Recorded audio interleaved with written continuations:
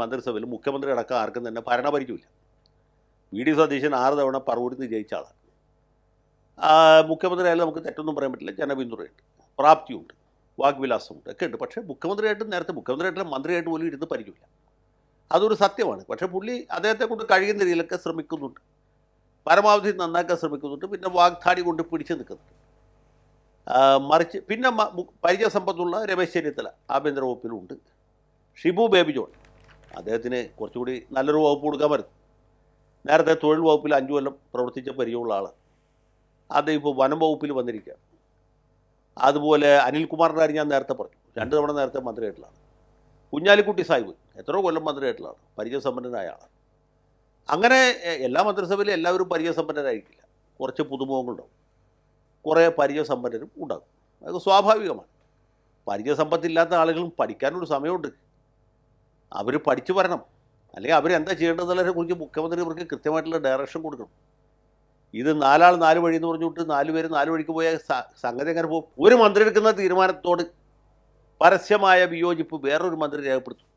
അല്ലെങ്കിൽ സർക്കാർ തീരുമാനം കേൾക്കുമ്പോൾ ഒരു മന്ത്രിയുടെ മുഖം കൂടുന്നു. ഇതൊക്കെ നിങ്ങൾ കാണുന്നില്ലേ? അപ്പോൾ ഇതൊക്കെ എങ്ങനെ സംഭവിക്കുന്നു?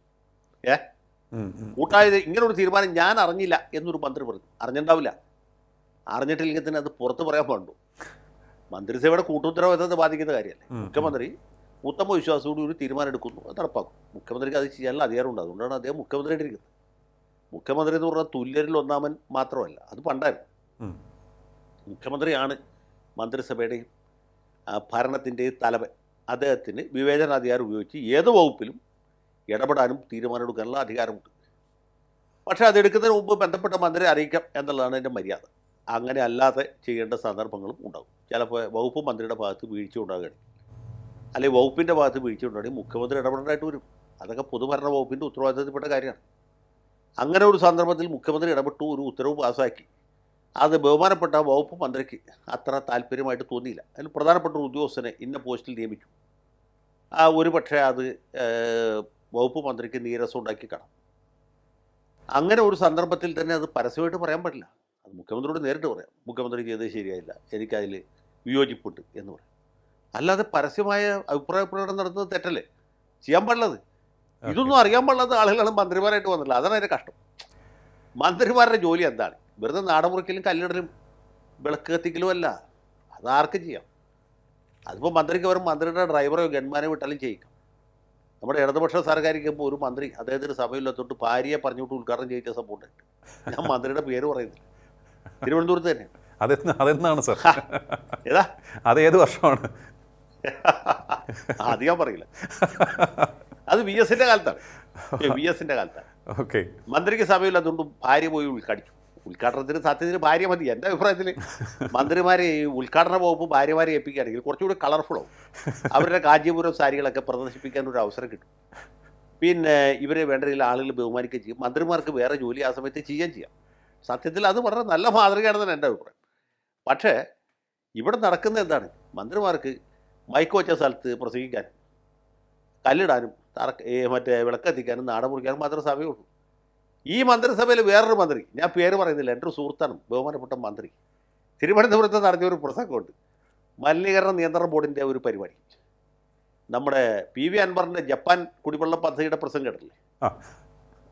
ഇവിടെ കേരളത്തിൽ പെയ്യേണ്ട മഴ അല്ല, ജപ്പാനിൽ പെയ്യേണ്ട മഴ അവിടെ നിന്ന് കുടിവെള്ള പദ്ധതിയുടെ ഭാഗമായിട്ട് കേരളത്തിൽ കൊണ്ടുവന്ന് മഴ പെയ്യിക്കുകയാണ്. അതിൻ്റെ ഫലമായിട്ടാണ് ഇവിടെ മലയിടിയിലും ഉരുൾപൊട്ടലും ഉണ്ടാകുന്നതെന്ന് അൻവർ പണ്ട് പ്രസംഗിച്ചിട്ടുണ്ട്. ഈ അൻവറിനെ വെട്ടുന്ന ഒരു പ്രസംഗം ഈ അടുത്ത കാലത്ത് കഴിഞ്ഞ മാസം ഈ ജൂലൈ മാസത്തിൽ നമ്മുടെ ഇവിടുത്തെ ലീഗാരനെ ഒരു മന്ത്രി തിരുവനന്തപുരത്ത് നടത്തി. അദ്ദേഹം പറയുന്നത് സൗദി അറേബ്യയിൽ നിന്ന് എണ്ണ കുഴിച്ചെടുക്കുന്ന പോലെ കേരളത്തിൽ ഇനി കാർബൺ സമ്പന്ന സംസ്ഥാനമാക്കാൻ പോവുകയാണ്. ഇവിടെ നിന്ന് കാർബൺ വിദേശ രാജ്യത്തേക്ക് കയറ്റി അയക്കും. പുള്ളി എന്താ ഉദ്ദേശിച്ചത് പുള്ളിക്ക് ഇതുവരെ മനസ്സിലായിട്ടില്ല. ഇനി കേരളത്തിൽ നിന്ന് പുള്ളി ഉദ്ദേശിച്ചത് എനിക്കോട് വനവൽക്കരണം കൊണ്ട് ഈ കാർബൺ ഡൈ ഓക്സിജൻ ധാരാളമായിട്ട് ഉണ്ടാക്കി കാർബൺ ഡൈ ഓക്സൈഡ് മരങ്ങൾ വലിച്ചെടുക്കുക, അങ്ങനെ എന്തൊക്കെയാണ് പുള്ളി ധരിച്ചിട്ടുള്ളത് എനിക്ക്. കാർബൺ സമ്പന്ന സംസ്ഥാനമാക്കി എടുക്കാൻ പോവുകയാണ് എന്നാണ് പറഞ്ഞത്. എങ്ങനെയുണ്ട് ബഹുമാനപ്പെട്ട മന്ത്രിയുടെ ആ ഒരു ശാസ്ത്രവിജ്ഞാനം? ഇങ്ങനെയുള്ള ആളുകളാണ്.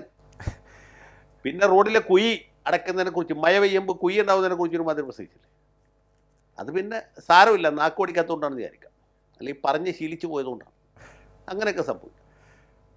ഇത് ഓരോ മന്ത്രി ഇത് തന്നെയല്ലേ ചെയ്യുന്നത്. അതുപോലെ വൈദ്യുതി മന്ത്രി ഇതുപോലെ ഒരു കോമിക് ഫിഗറായി മാറിയ ഒരാൾ സമീപത്തുണ്ട്. എനിക്ക് എൻ്റെ ഓർമ്മ വയ്ക്കുന്ന കാലത്ത് കേരളത്തിൽ വിദ്യുശക്തി മന്ത്രി എം.എൻ. ഗോവിന്ദൻ നായരാണ്.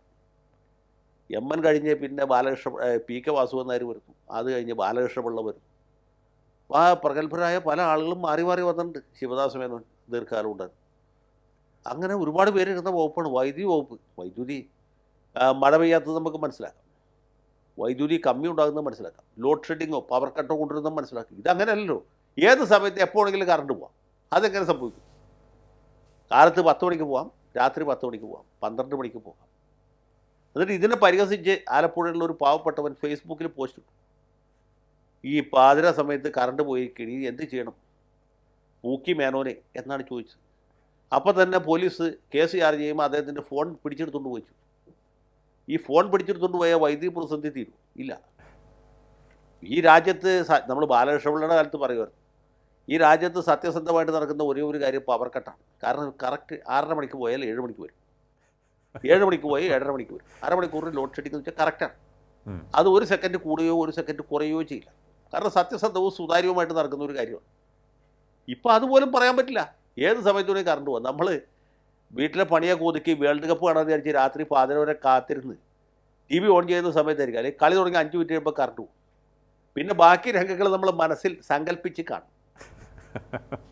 അല്ലെങ്കിൽ കളി ഫൈനല് ഏതാണ് ഈ ഫ്രാൻസും ഇംഗ്ലണ്ടും ഗോളുകൾ മാറി മാറി അടിച്ച കളിയില്ല, അതെ, ലൂസേഴ്സ് ഫൈനൽ 10 ഗോളാണ് അടിച്ചത്. ഇംഗ്ലണ്ട് 6 ഗോൾ അങ്ങോട്ട് അടിച്ചു, ഫ്രാൻസ് 4 ഗോൾ ഇങ്ങോട്ട് അടിച്ചു. ഈ ഗോളുകൾ അടിക്കുന്ന സമയത്ത് ഗോൾ പോസ്റ്റിലേക്ക് പന്ത് വിട്ട് കൊണ്ടുവരുമ്പോൾ കറക്റ്റ്. പിന്നെ വരുമ്പോഴത്തേക്കും ഇംഗ്ലണ്ട് 3 ഗോൾ അടിച്ചിട്ടുണ്ട്. അത് കഴിഞ്ഞ് തിരിച്ചു വരുമ്പോൾ പിന്നെ ഫ്രാൻസ് ഗോൾ അടിക്കാൻ വരുമ്പോൾ പിന്നെയും കറക്റ്റ്. ഈ രീതിയിലാണ് നമ്മുടെ നാട്ടിൽ ആളുകൾ എങ്ങനെ ശാപിക്കാതിരിക്കും? ഇതൊക്കെ ഉത്തരവാദിത്വം ഇല്ലായ്മയാണ്. രാത്രി 12 മണിക്ക് കറണ്ട് പോവുക, മനുഷ്യർ ഉറങ്ങുന്ന സമയത്ത് ഈ കൊതുകിൻ്റെ ശല്യം, ചൂട്, മഴയില്ലാത്ത സമയം, ആളുകൾ തീർച്ചയായിട്ടും ശാപിക്കും. അതിനൊക്കെ നമുക്ക് പിണറായി വിജയനെ കുറ്റം പറയും, ഒരിക്കലും പറയാൻ പറ്റിയില്ല. പിണറായിയുടെ ഭരണത്തിന് പല പോരായ്മകളും ഉണ്ട്. ഇത് എന്തെങ്കിലും ചോദിച്ചാൽ പറയും പിണറായിയുടെ കാലത്ത് ഇങ്ങനെ ആയിരുന്നില്ല, ഇതിനേക്കാളും മോശമായിരുന്നില്ല. പിണറായിയുടെ കാലത്തുണ്ടായിരുന്ന തെറ്റുകൾ ആവർത്തിക്കാനല്ലോ നമ്മൾ BD സതീശനെ മുഖ്യമന്ത്രിയാക്കിയതാണോ? കറക്റ്റ്.